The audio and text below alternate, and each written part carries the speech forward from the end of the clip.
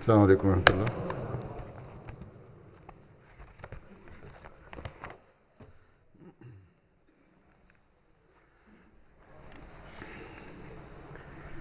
أشهد أن لا إله إلا الله وحده لا شريك له وأشهد أن محمدا عبده ورسوله.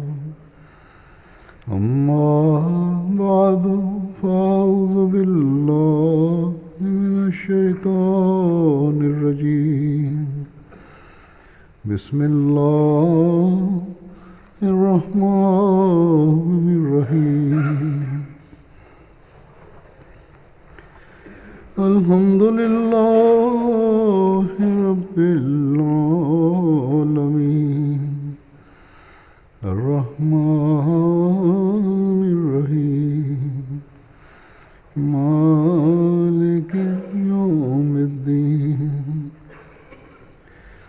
إياك نعبد وإياك نستعين. اهدنا الصراط المستقيم صراط الذين أنعمت عليهم غير المغضوب عليهم ولا الضالين.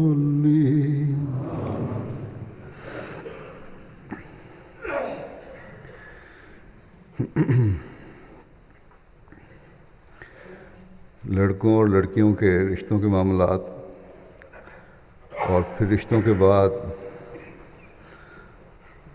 عائلی مسائل، یہ ایسے معاملات ہیں جو گھروں میں پریشانی اور بے چینی کا باعث بنتے رہتے ہیں.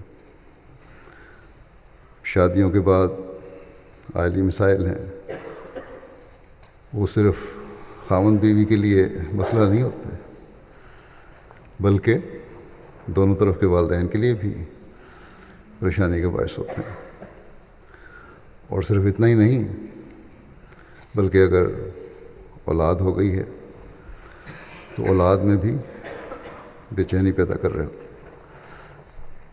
اور بعض اوقات اولاد اس وجہ سے دینی اور دنیاوی دونوں لحاظ سے بگڑ رہی ہوتی ہے، اور ماں باپ اور خاندان کے لیے مزید پریشانیاں پیدا کرتی ہے. گویا پریشانیوں کا ایک سلسلہ شروع ہو جاتا ہے.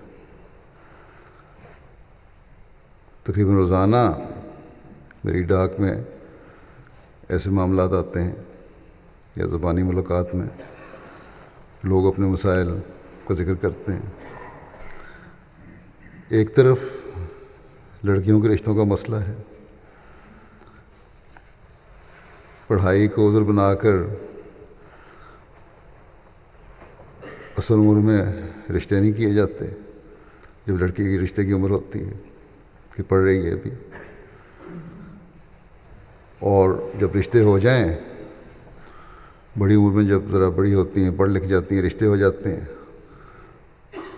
تو پھر انڈرسٹینڈنگ کا نہ ہونے کا جواز بنا کر رشتوں میں دوریاں پیدا ہوتی ہیں، اس میں دراڑیں پیدا ہوتی ہیں.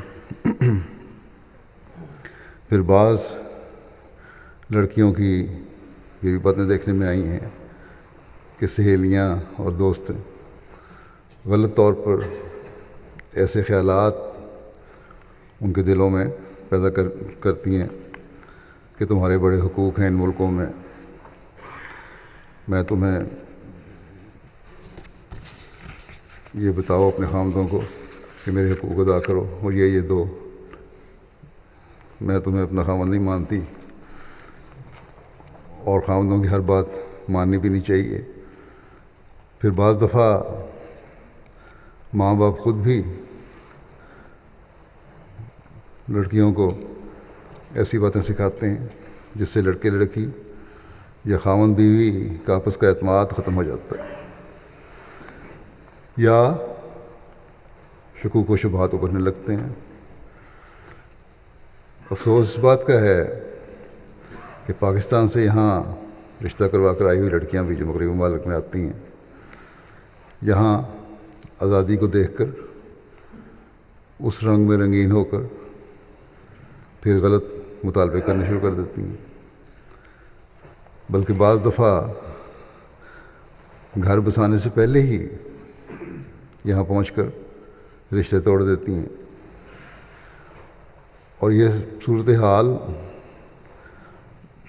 یہ حال صرف لڑکیوں کا نہیں ہے، بلکہ لڑکے بھی یہی کچھ کر رہے ہیں، بلکہ لڑکوں کی نسبت جو ہے اسی حرکتوں کی وہ شاید لڑکیوں سے کچھ زیادہ ہی ہے۔ اور اس کی وجہ یہ ہے کہ اکثر لڑکے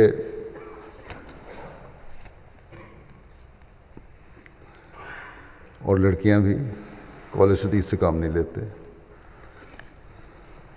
جس بات کا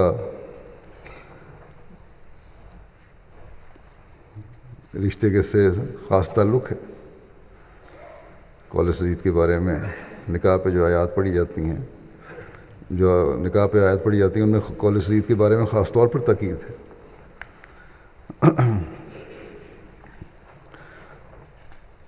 پورے حالات ایک دوسرے کو نہیں بتائے جاتے، پھر ماں باپ بعض دفعہ لڑکیوں پر زبردستی کر کے رشتے کروا دیتے ہیں کہ بعد میں ٹھیک ہو جائے گا۔ جو تعلیمی فرق اور رہن سہن کی وجہ سے مطابقت نہیں رکھ رہے ہوتے رشتے۔ اسی طرح بعض لڑکے کہیں اور دلچسپی رکھ رہے ہوتے ہیں،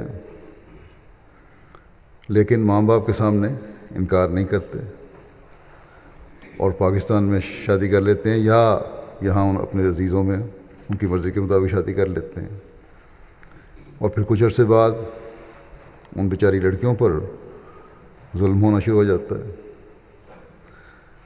پہلے اس کے خاوند کی طرف سے ظلم ہوتا ہے، پھر وہی سسرال یا ساس جو بڑی چاہت سے لے کے آتی ہے ان کی طرف سے ظلم ہوتا ہے، پھر باقی عزیزوں کی طرف سے ظلم ہوتا ہے۔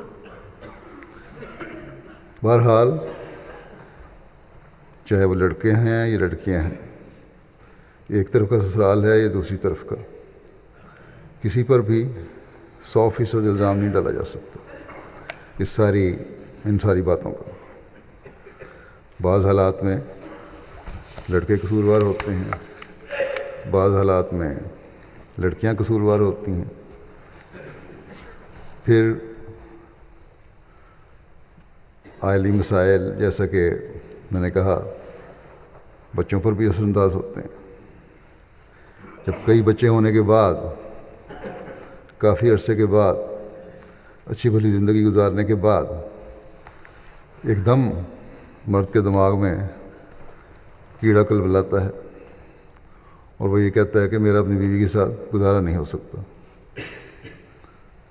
اس لیے میں دوسری شادی کرنے لگا ہوں، یا تو میں طلاق دینے لگا ہوں۔ یا ایک عرصے کے بعد بیوی کہتی ہے کہ میں نے اپنی زندگی اس شخص کے ساتھ بڑی تکلیفوں میں گزاری ہے، اب برداشت نہیں کر سکتی، اس لیے خلا لینی ہے۔ یہاں یہ بھی بتا دوں کہ جماعت میں خلا کی جو نسبت ہے وہ طلاق سے زیادہ ہے، یعنی خلا کی درخواستیں قضاء میں زیادہ آتی ہیں۔ بہرحال ایسے حالات میں بچے متاثر ہوتے ہیں، اور یہ تو معلومات رکھنے والے دنیاوی اداروں کے قوائف سے بھی ثابت شدہ ہے کہ ماں باپ کی علیحدگی کے بعد جس کے پاس بھی بچے رہ رہے ہوں وہ نفسیاتی اور اخلاقی اور دوسری صلاحیتوں کے لحاظ سے متاثر ہو رہے ہوتے ہیں۔ بہرحال ان تکلیف دہ حالات کا ذمہ دار کوئی بھی ہو، چاہے لڑکے لڑکیوں پر الزام دیتے ہیں،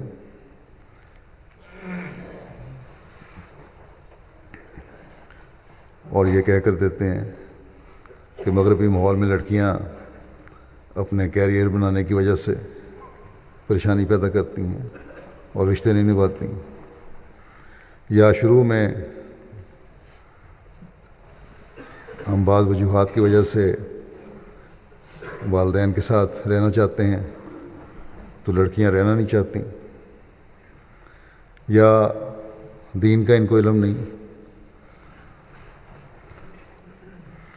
یا لڑکے سے غلط توقعات رکھی جاتی ہیں، مثلا فوری طور پر نیا گھر لو اور ویسا گھر ہو جو تمہاری ملکیت بھی ہو۔ پھر میاں بیوی کے معاملات میں لڑکی کے ماں باپ کی دخل اندازی ہے، پھر صحیح حالات نہ بتانے کی وجہ سے ایک دوسرے کے قول سدید نہ کرنے کی وجہ سے شکوے پیدا ہوتے ہیں، جیسا کہ میں نے پہلے بھی ذکر کیا کہ قول سدید سے کام نہیں لیا جاتا، جو کہ انتہائی ضروری ہے۔ اسی طرح لڑکیوں کے دلوں میں بعض باتیں لڑکے اور اس کے گھر والوں کے لیے ہوتی ہیں،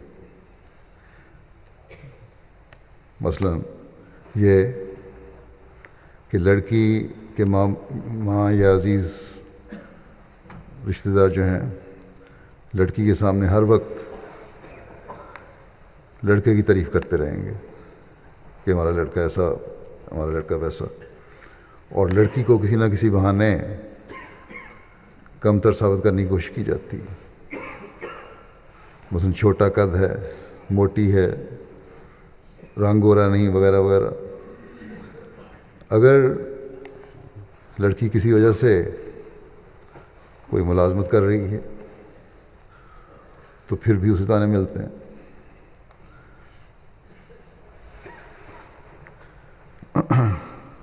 پھر لڑکے لڑکی کے تعلقات ہیں، میاں بیوی کے تعلقات ہیں، ان میں بھی لڑکے والوں کی مداخلت ہوتی ہے۔ لڑکیوں کو یہ بھی شکوہ ہے کہ لڑکے اپنی ذمہ داری شادی کی پوری نہیں کرتے، اپنے احساس سے ذمہ داری نہیں ہے ان میں،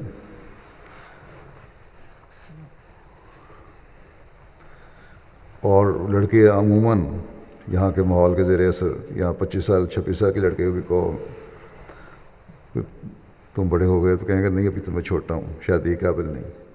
یہاں کے ماحول کے زیر اثر ہمارے احمدی لڑکوں میں اور ایشین اوریجن کے لڑکوں میں بھی یہی بیماری ہے کہ یہ کہتے ہیں ابھی تو ہم چھوٹے ہیں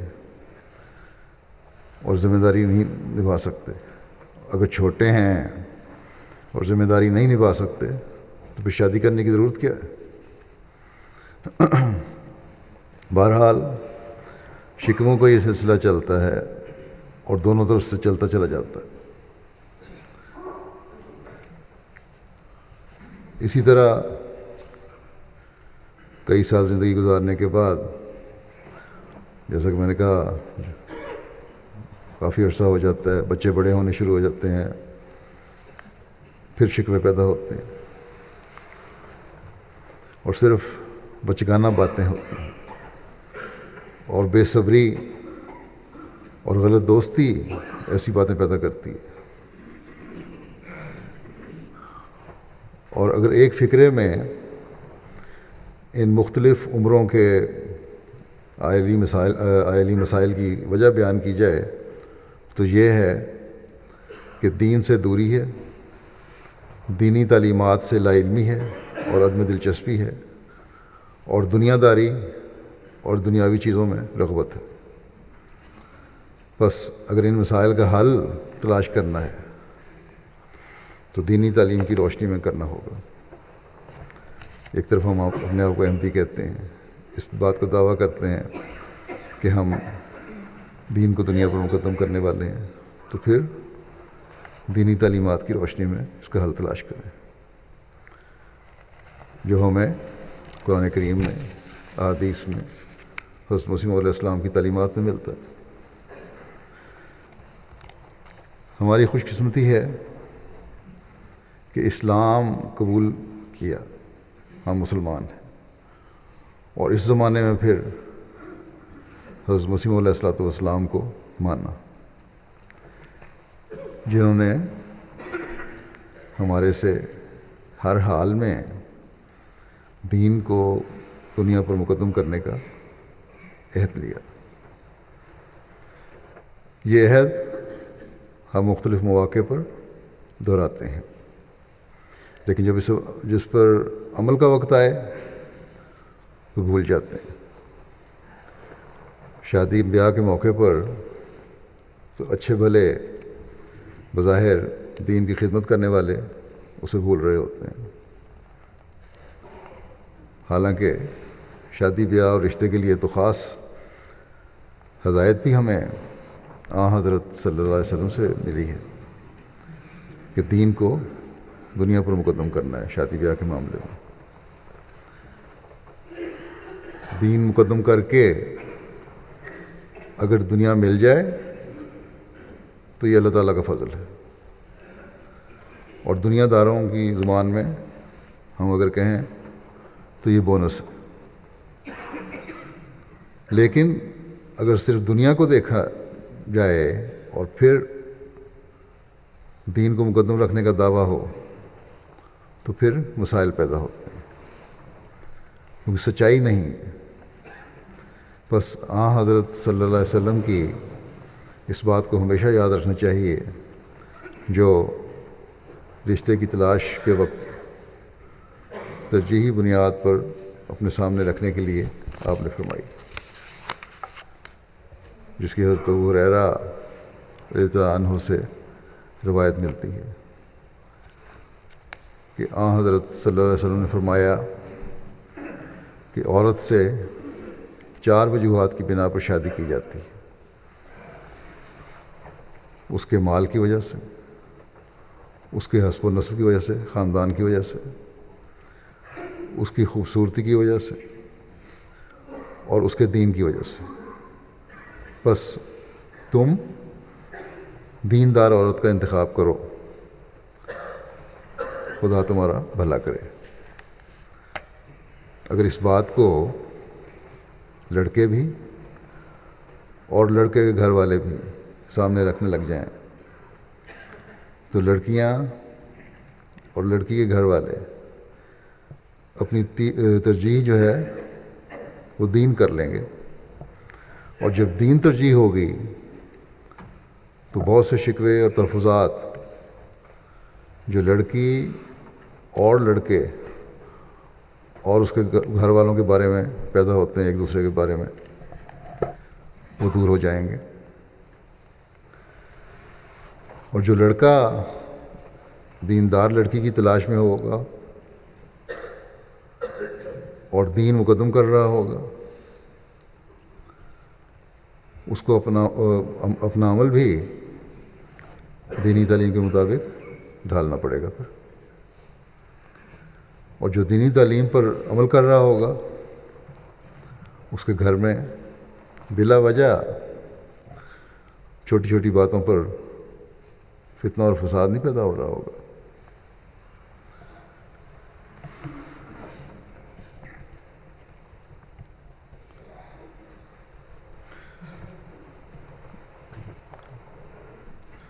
اور نہ ہی لڑکے کے گھر والے لڑکی کے لیے مشکلات پیدا کرنے والے ہوں گے۔ پھر اسلام یہ تعلیم دیتا ہے کہ دین دیکھنا بے شک ترجیح ہے، بعض دفعہ ہر جوڑ ہر ایک کے لیے مناسب نہیں ہوتا، اس لیے رشتوں سے پہلے استخارہ کر لیا کرو، اللہ تعالیٰ سے رشتے کے لیے خیر طلب کرو، یا پھر یہ کہ اگر اللہ تعالیٰ کے نزدیک خیر نہیں ہے اس رشتے میں تو اس میں روک پیدا فرما دے۔ اس بارے میں حضرت خلیفہ مسیح اول نے ایک موقع پر بڑے خوبصورت انداز میں فرمایا کہ نبی کریم صلی اللہ علیہ وسلم نے بڑا ہی آسان فرمایا ہے کہ ہم کو ایسی راہ بتائی ہے کہ ہم اگر اس پر عمل کریں تو انشاءاللہ نکاح ضرور سکھ کا موجب ہوگا، اور جو غرض اور مقصود قرآن مجید میں نکاح سے بتایا گیا ہے وہ تسکین اور مودت کا باعث ہو، وہ پیدا ہوتی ہے۔ شادی بیاہ اس لیے کیا جاتا ہے تاکہ ایک دوسرے کے لیے تسکین ہو اور آپس میں پیار اور محبت پیدا ہو، اس کا باعث ہوتا ہے۔ اگر فرمایا کہ سب سے پہلی تدبیر یہ بتائی کہ نکاح کی غرض ذات دین ہے، پہلے ذکر ہو چکا، دین کو تلاش کرنا ہے، کرو۔ حسن و جمال کی فریفتگی یا مال و دولت کا حصول یا محض اعلیٰ نسب اس کے محرکات نہ ہوں۔ پہلے نیت نیک ہو، پھر اس کا دوسرا کام یہ ہے کہ نکاح سے پہلے بہت استخارہ کرو۔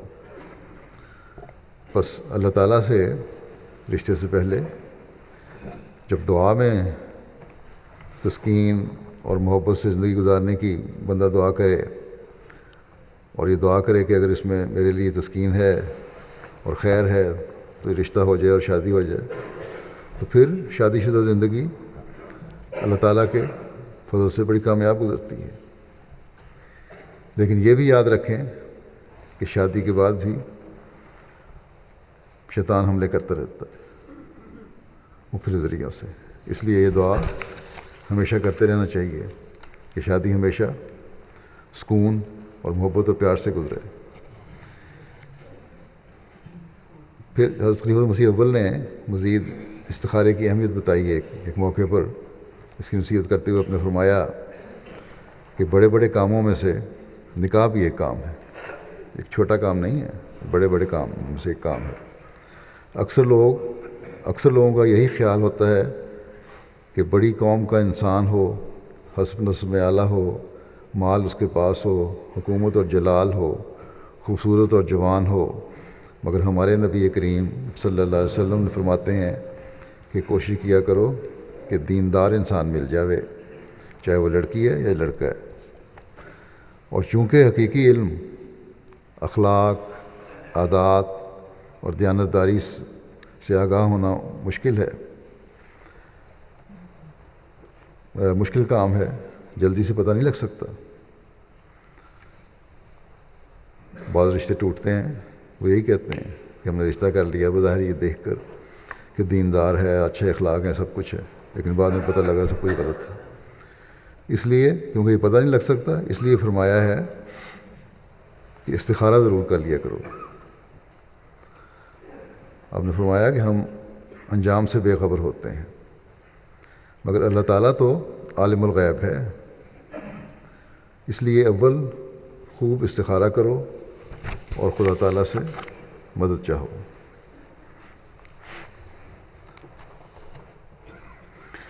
آپ خدا تعالیٰ خطبہ نکاح پر پڑھی جانے والی آیات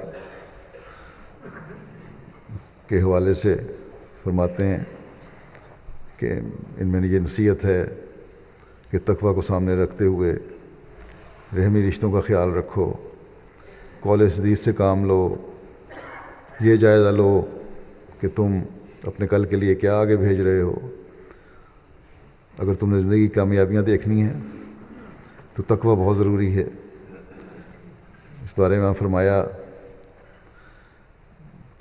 کہ استخارے کے بعد جب نکاح کا موقع آتا ہے تو آپ فرماتے ہیں کہ اس خطبے میں یعنی جو تلاوت کی جاتی ہے نکاح پہ، اس عمل کی طرف متوجہ کیا کہ ان دعاؤں سے کام لے اور اپنے افعال کے انجام کو سوچے اور غور کرے۔ پھر نکاح کی مبارکباد کے موقع پر بھی نبی کریم صلی اللہ علیہ وسلم نے دعا سکھائی کہ بارک اللہ لکا و بارک علیک و جمع بینکما فی الخیر، یعنی اللہ تعالیٰ تمہیں برکت دے، تم دونوں پر برکت نازل کرے اور تم دونوں کو نیکی پر جمع کرے۔ بس ہر موقع پر خیر اور برکتوں کی دعا کی جاتی ہے، تو پھر رشتے ببرکت بھی ہوتے ہیں۔ بعض لوگ پاکستانی اور ہندوستانی ماحول کے زیر اثر ابھی تک خاندان، برادری، قوم کے مسئلے میں الجھے ہوئے ہیں۔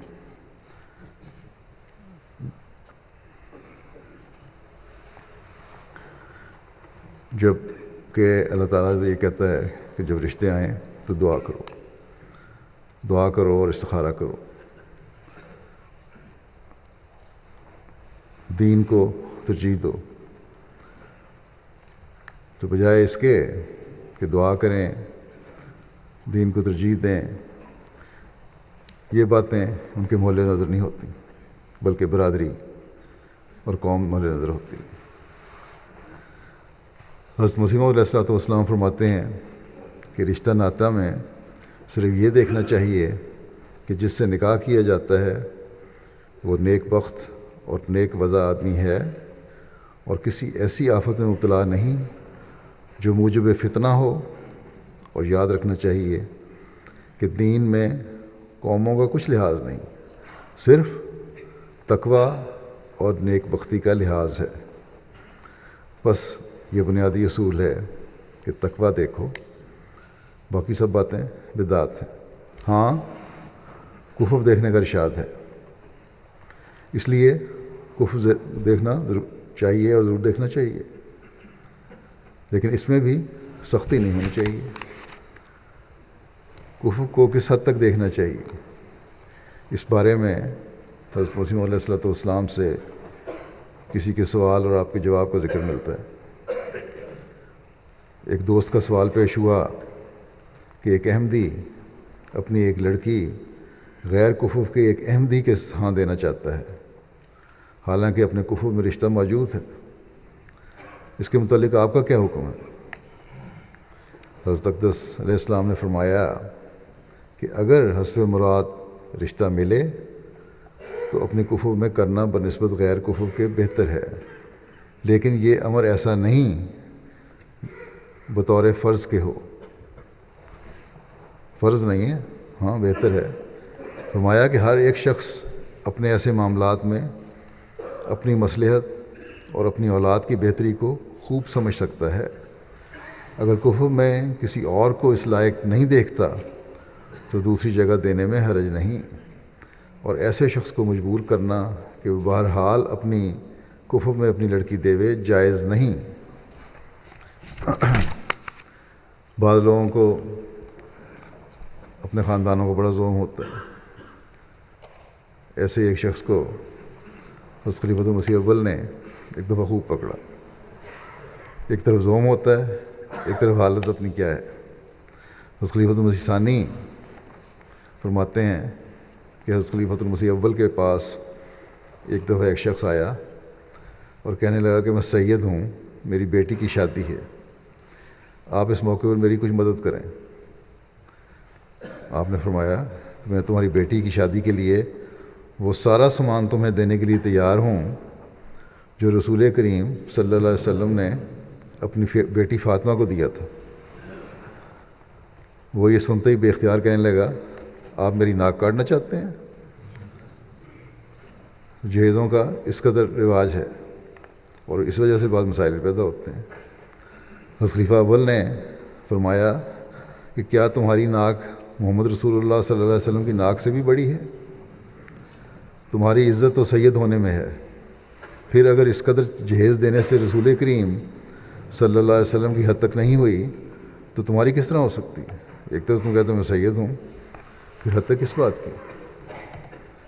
بس بعض دفعہ لڑکیوں کو یہ تانے بھی ملتے ہیں کہ جہیز تھوڑا ہے، ان لوگوں کے لیے بھی سبق ہے جو لڑکیوں کو جذباتی تکلیف دیتے ہیں، اور اسی طرح لڑکی والوں کے لیے بھی کہ جہیز حسب توفیق دے، جتنی توفیق ہے ضرور دینا چاہیے، لیکن بلا وجہ اپنے کو بوجھ نہیں ڈالنا چاہیے۔ استخاروں سے پہلے جہاں رشتے کی خواہش ہو اس لڑکی کو دیکھنا بھی چاہیے۔ اس بارے میں حضرت صلی اللہ علیہ وسلم کا ارشاد ہے، جو حضرت ابو ہریرہ رضی اللہ عنہ سے مروی ہے کہ میں رسول کریم صلی اللہ علیہ وسلم کے پاس تھا، آپ کے پاس ایک شخص آیا، اس نے بتایا کہ اس نے انصار کی ایک عورت کو شادی کا پیغام بھجوایا ہے۔ رسول اللہ صلی اللہ علیہ وسلم نے اسے فرمایا کہ کیا تم نے اس عورت کو دیکھ لیا ہے؟ اس نے کہا نہیں۔ آپ نے فرمایا پہلے اسے دیکھ لو، کیونکہ انصار کی آنکھوں میں کچھ چیز ہوتی ہے۔ بس لڑکی کو دیکھنا، لڑکی والوں کے گھر جانے اور دیکھنا اس میں کوئی حرج نہیں، لیکن بعض لڑکے والے اپنے تکبر کی وجہ سے لڑکیوں کے گھروں میں اپنے بیٹوں کے ساتھ جاتے ہیں کہ رشتہ نہ دیکھنے آئے ہیں، کیونکہ رشتہ ناتا نے یہ رشتہ تجویز کیا ہے۔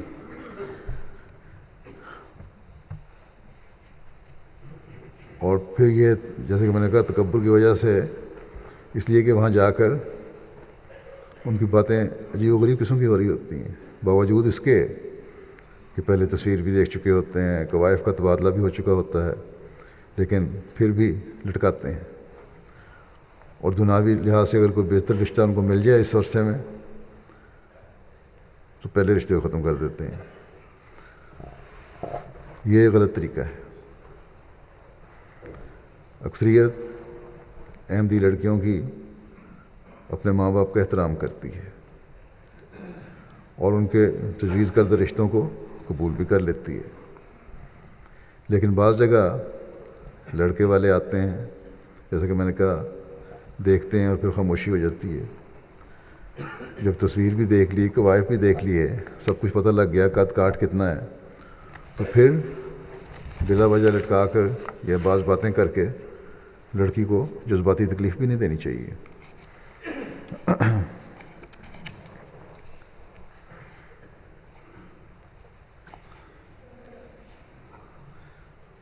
شادی کی غرض جو ہمیں دین بتاتا ہے، اگر اس پر عمل کیا جائے تو لڑکیوں کو جذباتی تکلیف نہ پہنچے، اور نہ ہی لڑکے والوں کی طرف سے تکبر یا جذبات سے کھیلنے کے واقعات ہوں۔ حضرت مسیح موعود علیہ السلام شادی کی غرض و غایت بیان کرتے ہوئے فرماتے ہیں کہ ہمیں قرآن نے تو یہ تعلیم دی ہے کہ پرہیزگار رہنے کی غرض سے نکاح کرو۔ نکاح کی غرض کیا ہے؟ پرہیزگار رہنا، اور اولاد صالح طلب کرنے کے لیے دعا کرو، اور پھر جو شادی ہو جائے صالح اولاد کے لیے دعا کرو، جیسا کہ وہ اپنی پاک کلام فرماتا ہے، محسنین غیر مصافحین، یعنی چاہیے کہ تمہارا نکاح اس نیت سے ہو کہ تا تم تقوی اور پرہیزگاری کے قلعے میں داخل ہو جاؤ۔ اور محسنین کے الفاظ میں یہ بھی پایا جاتا ہے کہ جو شادی نہیں کرتا وہ نہ صرف روحانی آفات میں گرتا ہے بلکہ جسمانی آفات میں بھی مبتلا ہو جاتا ہے۔ سو قرآن شریف سے ثابت ہوتا ہے کہ شادی کے 3 فائدے ہیں اور اسی غرض کے لیے کرنی چاہیے۔ وہ کیا ہے؟ ایک عفت اور پرہیزگاری، دوسری حفظ صحت کی حفاظت، تیسری اولاد۔ بس اگر یہ باتیں پیش نظر رہیں تو رشتے طے کرتے وقت مسائل نہ ہوں، اور دنیا داری دیکھنے کے بجائے انسان پہلے دین دیکھے، پھر ان باتوں کو مد نظر رکھتے ہوئے شادی کرے۔ بعض گھروں میں اس لیے فساد اور لڑائی جھگڑا ہوتا ہے کہ لڑکی بیاہ کر جب رخصت ہوتی ہے تو خاوند کے پاس علیحدہ گھر نہیں ہوتا اور وہ اپنے ماں باپ کے ساتھ رہ رہا ہوتا ہے۔ اس میں بعض حالات میں تو مجبوری ہوتی ہے کہ لڑکے کی اتنی آمد نہیں ہے کہ وہ علیحدہ گھر لے سکے، یا لڑکا ابھی پڑھ رہا ہے تو مجبوری ہے۔ اور لڑکی کو بھی پتہ ہونا چاہیے کہ لڑکے کی آمد یا مجبوری کی وجہ سے علیحدہ گھر لینا مشکل ہے، اور کچھ عرصہ وہ سسرال میں گزارا کرے پھر ایسی حالات میں. لیکن بعض دفعہ لڑکی اور اس کے والدین جلد بازی کی وجہ سے رشتے ہی توڑوا دیتے ہیں. شادی بھی ہو گئی اور پھر خلا لے لی. یہ غلط طریقہ کار ہے. اگر سسرال میں نہیں رہ سکتے تو پہلے بتائیں اور پھر اتنی جلدی شادی نہ کریں، کیونکہ لڑکے والے کے حالات ایسے نہیں ہیں. لیکن بعض لڑکے اپنی غیر ذمہ دارانہ طبیعت یا ماں باپ کے کہنے پر، ان کے دباؤ پر ماں باپ کے ساتھ رہتے ہیں، حالانکہ علیحدہ گھر لے سکتے ہیں، اور بہانہ ہے کہ ماں باپ بوڑھے ہیں اس لیے ان کے ساتھ رہنا ضروری ہے، جبکہ دوسرے بھائی بہن بھی والدین کے ساتھ ہوتے ہیں. یا پھر اگر وہ نہ بھی ہوں تو والدین کی عمومی صحت اور حالت ایسی نہیں کہ وہ علیحدہ نہ رہ سکتے ہوں. اس میں صرف لڑکے کے ماں باپ کی ضد ہوتی ہے. اسلام اس بارے میں کیا کہتا ہے؟ اللہ تعالیٰ قرآن کریم میں فرماتا ہے لیسا علی الاعمی حرج ولا علی العارج حرج ولا علی المریض حرج ولا علی انفسکم ان تاکلوا من بیوتکم و بیوت آبائکم و بیوت ولا علی انفسکم ان تاکلوا من بیوتکم و بیوت آبائکم و بیوت امہاتکم. یعنی اندھے پر کوئی حرج نہیں اور نہ لولے لنگڑے پر حرج ہے، نہ مریض پر، نہ تم لوگوں پر کہ تم اپنے گھروں سے یا اپنے ماں باپ، اپنے باپ دادا کے گھروں سے کھانا کھاؤ یا اپنی ماؤں کے گھروں سے. لمبی آیت ہے، لیکن اتنے حصے کی وضاحت فرماتے ہوئے حضرت خلیفۃ المسیح اول رضی اللہ عنہ نے بڑے خوبصورت انداز میں اس کی وضاحت فرمائی ہے. فرمایا کہ ہندوستان میں لوگ اکثر اپنے گھر میں خصوصاً ساس بہو کی لڑائی کی شکایت کرتے رہتے ہیں. قرآن مجید پر عمل کریں تو ایسا نہ ہو. دیکھو اس میں یعنی اس آیت میں ارشاد ہے کہ گھر الگ الگ ہوں، ماں کا گھر الگ، اولاد شادی شدہ کا گھر الگ.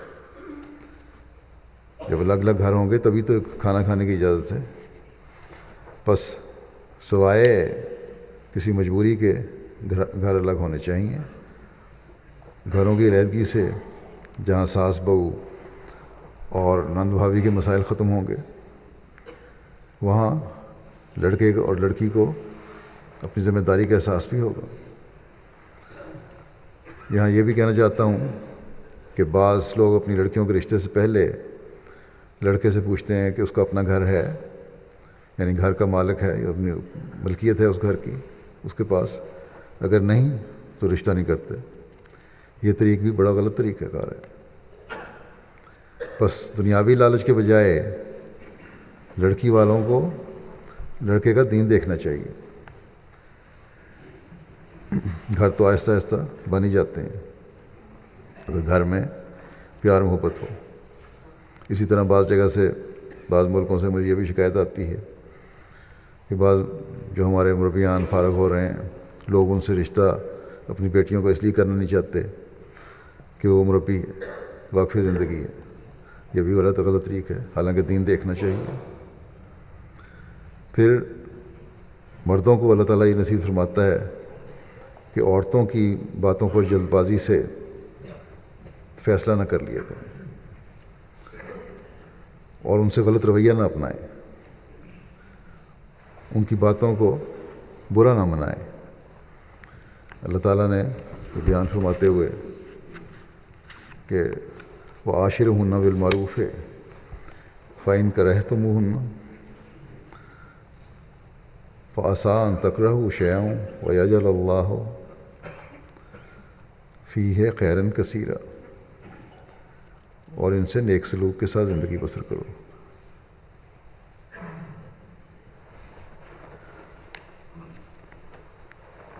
فإن کرہتموہن اگر تم انہیں ناپسند کرو، فعسا ان تکرہوا شیئا، تو ممکن ہے کہ تم ایک چیز کو ناپسند کرو اور اللہ تعالیٰ اس میں بہت بھلائی رکھتے ہیں۔ بس حضرت خلیفۃ المسیح اول اس کی وضاحت کرتے ہیں کہ فرماتے ہیں کہ عزیزو، تم دیکھو اگر تم کو اپنی بیوی کوئی بات ناپسند ہو تو تم اس کے ساتھ عمدہ سلوک ہی کرو۔ اللہ فرماتا ہے کہ ہم اس میں عمدگی اور خوبی ڈال دیں گے۔ ہو سکتا ہے کہ ایک بات حقیقت میں عمدہ ہو اور تم کو بری معلوم ہوتی ہو۔ بس جو خاوند جلد بازی کرتے ہیں بیویوں کو چھوڑنے میں، یا حسن سلوک نہیں کرتے، یا عورتوں کے جذبات کا خیال نہیں رکھتے، یا عورتوں کی بعض باتوں پر برا منا کر ان کے ساتھ غلط رویے رکھتے ہیں، یہ نصیحت ہے ان کے لیے کہ عورتوں کے ساتھ نیک سلوک کرو۔ بیویوں کی جو تمہارے خیال میں بظاہر ناپسندیدہ باتیں ہیں ان کے بارے میں بھی فیصلہ کرنے میں جلدی نہ کرو، کیونکہ اس بظاہر ناپسندیدہ بات میں بھی ہو سکتا ہے کہ بھلائی چھپی ہوئی ہو، اور جلد بازی اور غلط رویے کی وجہ سے اس بھلائی اور خیر سے تم محروم ہو جاؤ۔ بس عورتوں سے حسن سلوک کی اللہ تعالیٰ نے مختلف طریقوں سے ہدایت فرمائی ہے، اور اس کو مردوں کو اپنے سامنے رکھنا چاہیے۔ پھر مردوں کی دوسری شادی یا دوسری شادی کی خواہش کی وجہ سے بہت سے مسائل سامنے آ رہے ہیں۔ گھروں میں لڑائی جھگڑا پڑا ہوا ہے۔ مردوں کو یاد رکھنا چاہیے کہ اگر دوسری شادی کی اسلام میں اجازت ہے تو بعض شرائط اور جائز ضرورت کو سامنے رکھتے ہوئے، یہ نہیں کہ بچوں والے ہیں، ہنستا بستا گھر ہے اور یہاں کے ماحول کے زیر اثر یا تھوڑی سی کشائش اللہ تعالیٰ نے دے دی تو شوق پورا کرنے کے لیے شادی کر لیں، یا غلط طریقے سے دوستیاں کر کے شادی کر لیں۔ حضرت مسیح علیہ والسلام نے اس بارے میں تفصیلی ہدایت فرمائی ہے، اسے سامنے رکھنا چاہیے۔ آپ نے فرمایا کہ خدا کے قانون کو اس کے منشا کے برخلاف ہرگز نہ برتنا چاہیے، اور نہ اس سے ایسا فائدہ اٹھانا چاہیے جس سے وہ صرف نفسانی جذبات کی ایک سپر بن جائے، اپنے نفسانی جذبات کو پورا کرنے کے لیے اس کو تم ڈھال بنا لو اللہ تعالیٰ کے قانون کو۔ یہ نہیں ہونا چاہیے۔ یاد رکھو کہ ایسا کرنا معصیت ہے۔ خدا تعالیٰ بار بار فرماتا ہے کہ شہوت کا تم پر غلبہ نہ ہو، بلکہ تمہاری غرض ہر ایک امر میں تقویٰ ہو۔ فرمایا کہ اکثر شریعت کو سپر بنا کر شہوات کی اتباع کے لیے بیویاں کی جائیں گی تو سوائے اس کے اور کیا نتیجہ ہوگا کہ دوسری قومیں اعتراض کریں کہ مسلمانوں کو بیویاں کرنے کے سوا اور کوئی کام ہی نہیں ہے۔ اپنی نفسانی اغراض کو، شہوات کو اگر تم ڈھال بنا کے شادیاں کرتے ہو تو یہ جائز نہیں ہے، بالکل غلط ہے کہ تعلقات بنا کے اپنے پرانی بیویوں کو چھوڑ دو اور نئی عورتوں سے تعلقات بنا کے شادیاں کرو، یہ غلط طریقہ کار ہے۔ اور اس پہ فرمایا کہ لوگ اعتراض کریں تو ٹھیک کریں گے کہ مسلمانوں کو سوائے شادیاں کرنے کو کام نہیں۔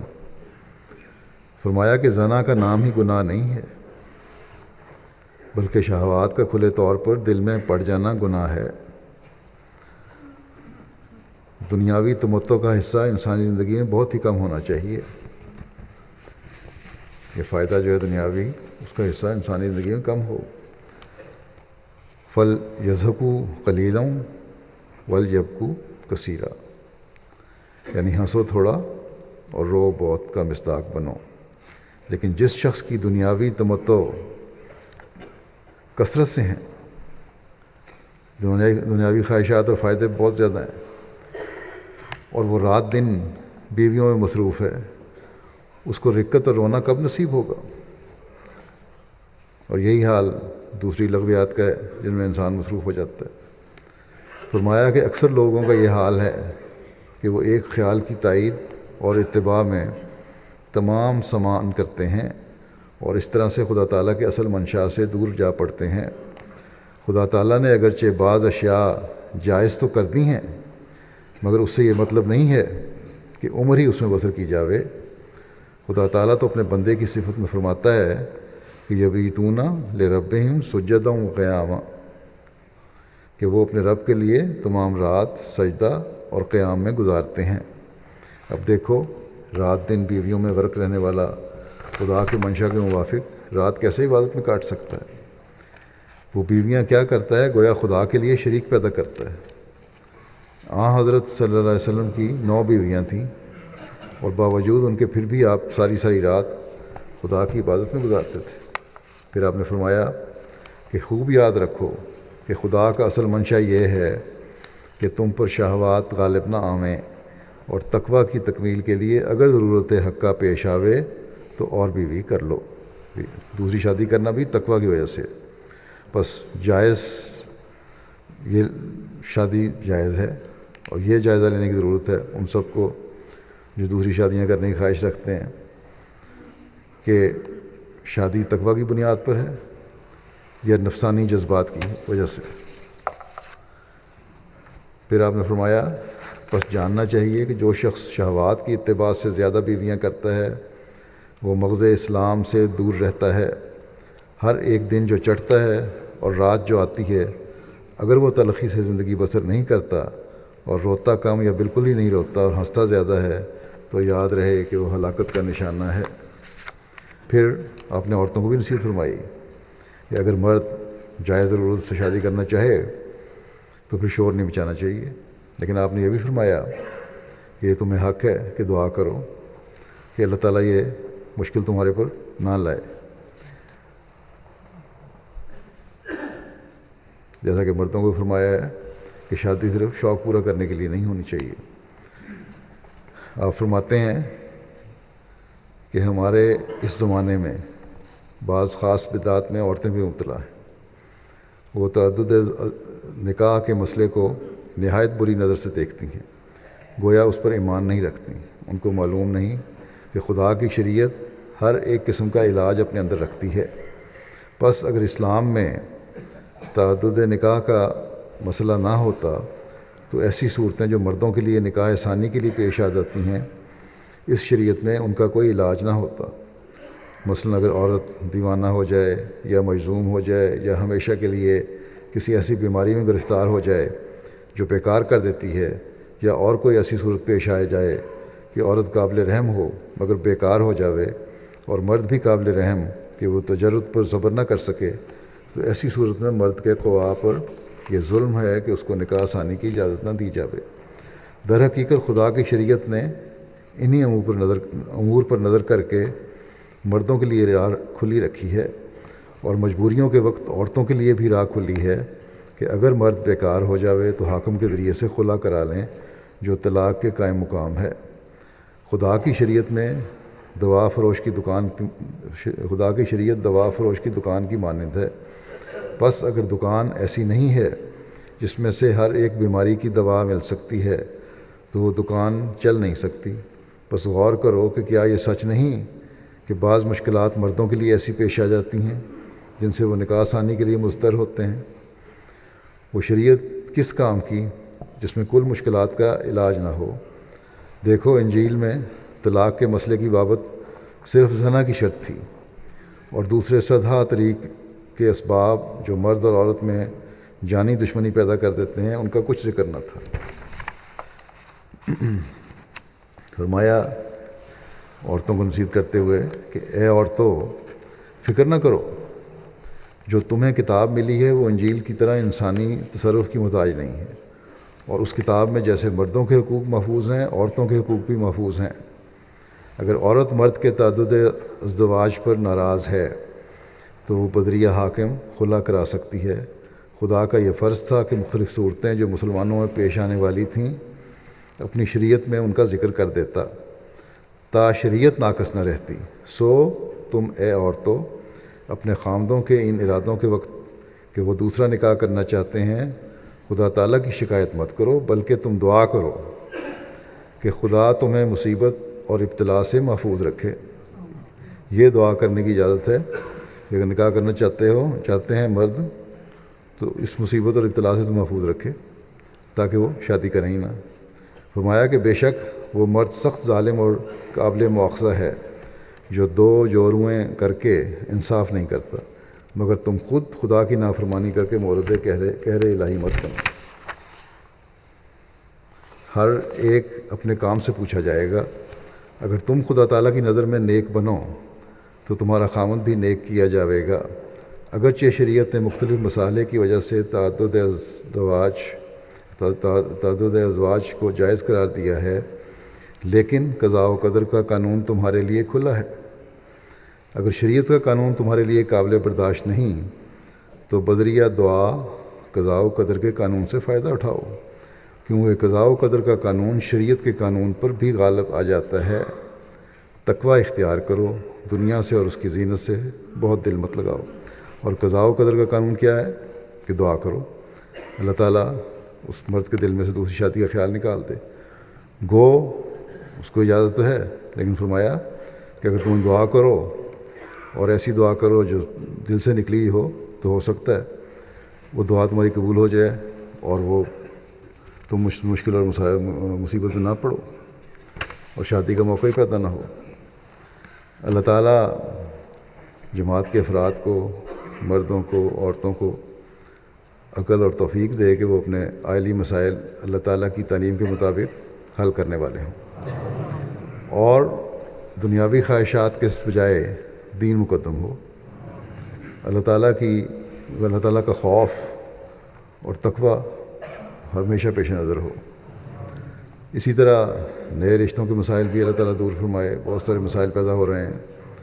لڑکوں اور لڑکیوں کو یہ توفیق دے اور اس بات کو سمجھنے کی توفیق دے کہ شادی بیاہ صرف دنیاوی اغراض کے لیے یا دنیاوی اغراض کو پورا کرنے کے لیے نہیں، بلکہ دین کو مقدم کرتے ہوئے آئندہ نسلوں کو دین کی راہوں پر چلنے والا بنانے کے لیے ہوں اور نیک نسلیں پیدا کرنے کے لیے ہوں، تاکہ آئندہ نسلیں محفوظ ہوں اور اسلام کی خدمت کرنے والی ہوں اور اللہ تعالیٰ کی فضلوں کی پھر اس طرح وارث بنیں۔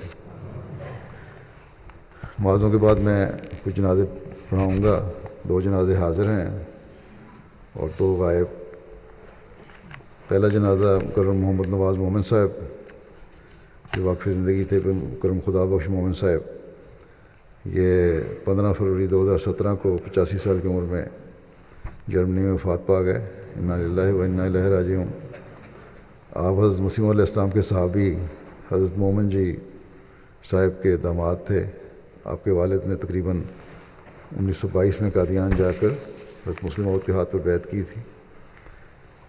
ان کے بچے پیدائش کے وقت وفات پا جاتے تھے ان کے والد کے، اس لیے غیر احمدیوں نے تانے دیے کہ چونکہ آپ احمدی ہو گئے ہیں اس لیے آپ کے بچے فوت ہو جاتے ہیں۔ اس پر آپ کے والد نے آپ کی پیدائش پر اللہ تعالیٰ سے وعدہ کیا کہ اگر میرا یہ بچہ زندہ بچ گیا تو اس کو اسلام کی خدمت کے لیے وقف کروں گا۔ چنانچہ خدا تعالیٰ کے فضل سے یہ بچہ اور اس کے بعد 4 اور بچے بھی زندہ رہے اور انہوں نے لمبی عمریں پائیں۔ آپ کے والد نے پیدائش سے ہی آپ کو اللہ تعالیٰ کی راہ میں وقف کر دیا تھا۔ آپ نے 1959 میں جامعہ احمدیہ سے تعلیم مکمل کی۔ اس کے بعد ساری عمر سلسلے کی خدمت میں گزاری۔ دفتر الفضل ربا، دارالقضاء، دفتر وصیت میں لمبا عرصہ خدمت کی توفیق ملی۔ 1969 میں جرمنی چلے گئے، وہاں بھی مختلف حیثیتوں سے جماعت کی خدمت کی توفیق پائی۔ تبلیغ کا ان کو بڑا جنون تھا، بڑا شوق تھا۔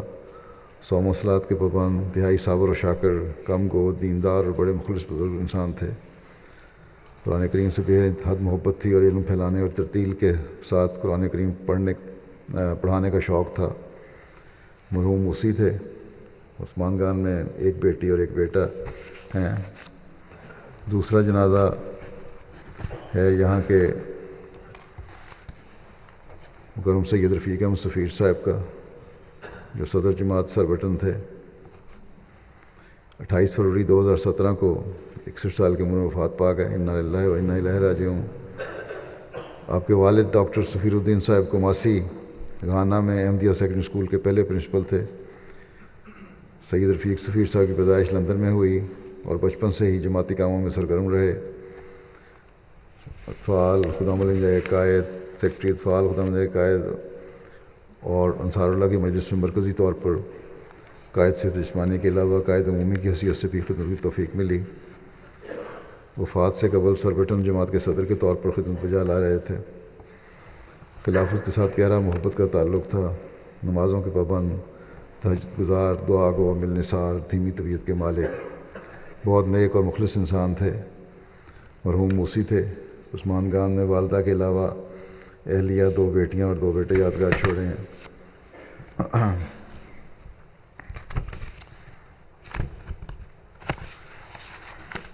آپ کی اہلیہ لکھتی ہیں کہ انتہائی نرم اور دھیمے مزاج کے انسان تھے۔ بچوں کو بہت پیار اور لگن سے نمازوں کی طرف توجہ دلاتے اور نماز باجماعت پڑھاتے۔ شادی سے لے کر آخری وقت تک جماعتی کاموں میں مصروف رہے۔ لوگوں کے مسائل حل کرنا اور مالی امداد کرنا بھی ان کی عادت میں شامل تھا۔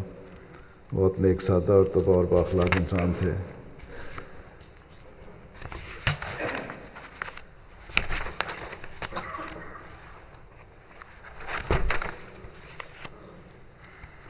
قائم مقام صدر جماعت ان کے حلقے لکھتے ہیں کہ آپ کی ایک اچھی عادت یہ تھی کہ ہر خطبہ جمعہ کے بارے میں عشاء کی نماز کے بعد بچوں سے سوال پوچھتے اور صحیح جواب پر انعام بھی دیتے۔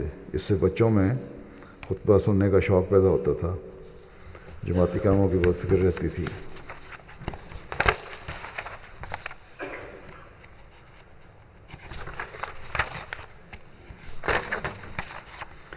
یہ 2 جنازے حاضر ہیں جو میں نے بھی اعلان کیے۔ 2 جنازے غائب ہیں۔ ان میں سے ایک جنازہ ہے ڈاکٹر مرزا لئیق احمد صاحب کا، جو محترم سیدہ مرزا حفیظ احمد صاحب کے بیٹے تھے اور حضرت مسلم معود عنہ کے پوتے۔ 28 فروری 2017 کو دوپہر کے وقت حرکت قلب بند ہونے کی وجہ سے طاہر ہارٹ انسٹیٹیوٹ میں 68 سال کی عمر میں وفات پا گئے۔ انا للہ و انا الیہ راجعون۔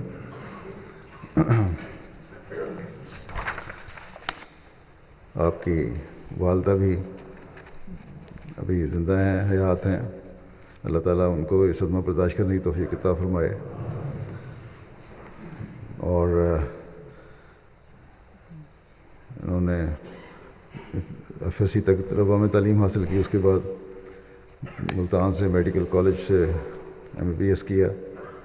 ربوہ میں ہی اپنی پریکٹس کرتے تھے۔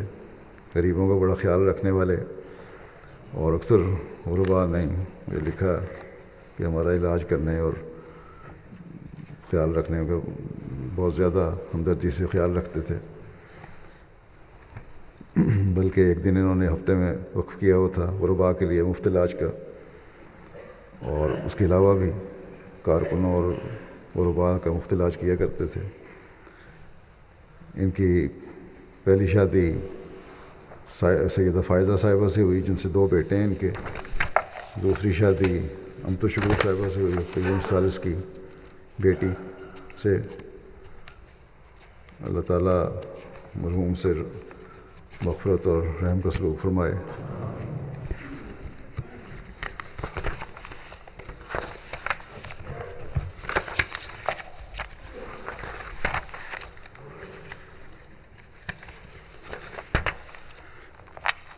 دوسرا جنازہ غائب جو ہے وہ مکرم امین اللہ خان صاحب سابق مشرقی USA کا ہے، جو 28 فروری 2017 بروز منگل رات امریکہ میں وفات پا گئے۔ انا للہ و انا الیہ راجعون۔ مرحوم کو امریکہ، لائبیریا اور انگلینڈ میں بطور مشنری خدمات انجام دینے کی توفیق ملی۔ 1936 میں عبد المجید خان صاحب اور ویرووال کے یہاں ان کی ولادت ہوئی، اور بچپن سے ہی جماعت خدمت کے لیے ان کے والدین نے وقف کر دیا تھا۔ خلیفہ مسیح ثانی کی تاریخ پر انہوں نے اپنے بیٹے کو وقف کیا۔ حضرت مرحوم کی والدہ بہت خوش تھیں، بیان کرتی تھیں کہ ان کے میاں نے یعنی عبد المجید خان صاحب نے خلیفہ مسیح ثانی کی تاریخ پر اپنے بیٹے کو وقف کیا، اور قادیان سے واپس آ کر بتایا کہ میں نے تمہارا بیٹا ہی وقف کر دیا ہے، تاکہ شکوہ نہ ہو کہ پہلی بیوی کا بیٹا ڈاکٹر نصیر خان صاحب وقف کیا تھا اور میرا نہیں کیا۔ پھر انہوں نے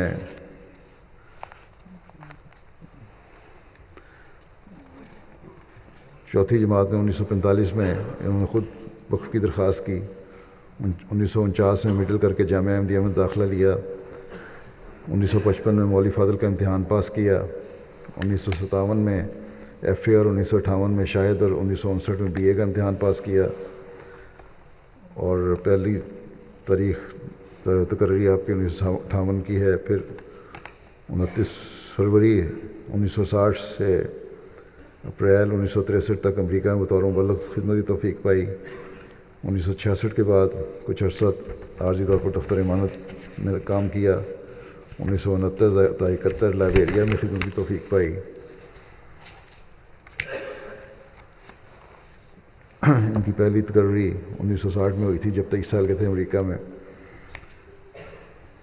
بڑے پرجوش مبلغ تھے. اخبارات اور ریڈیو کے ذریعے تبلیغ کے مواقع ان کو میسر آئے وہ کرتے تھے.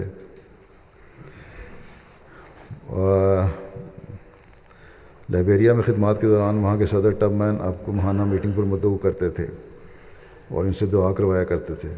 تقریباً اسی سالس رحمہ اللہ تعالیٰ نے جب لائبیریا کا دورہ کیا تو صدر ٹب مین نے حضور رحمۃ اللہ تعالیٰ کو کے آزاد میں ایک ڈنر دیا اور امین اللہ خان کے بارے میں کہا صدر ٹب مین نے کہ ہی از ویری فورسفل.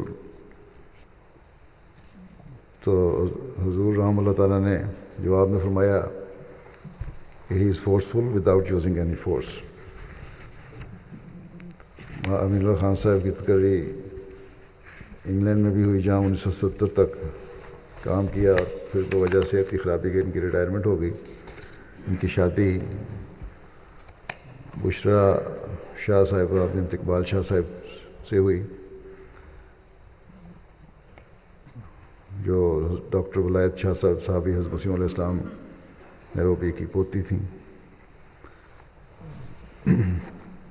یہ مکرمہ آپا طاہرہ صدیقہ صاحبہ تقریباً ثالث کے بھائی تھے بڑے.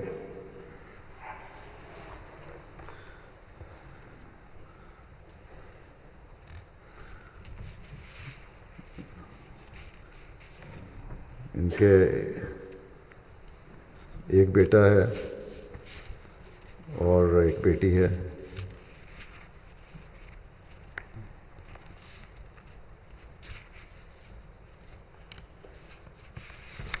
اللہ تعالیٰ مرحوم کو خلیق رحمت کرے, مغفرت الرحم کا سلوک فرمائے, ان سب سے ان کے درجات بلند کرے. نمازوں کے بعد جیسا کہ میں نے کہا ان کی نماز جنازہ ہوگی.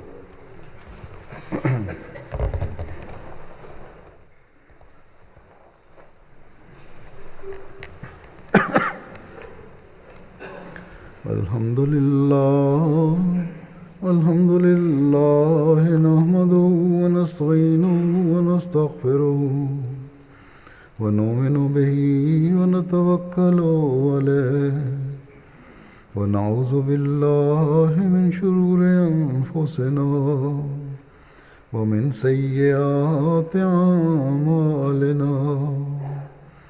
من يهده الله فلا مضل له ومن يضلل فلا هادي له ونشهد أن لا إله إلا الله ونشهد أن محمدا عبده ورسوله. عباد الله رحمكم الله إن الله يأمر بالعدل والإحسان وإيتاء ذي القربى وينهى عن الفحشاء والمنكر والبغي يعظكم لعلكم تذكرون. اذكروا الله يذكركم وادعوه يستجب لكم ولذكر الله أكبر.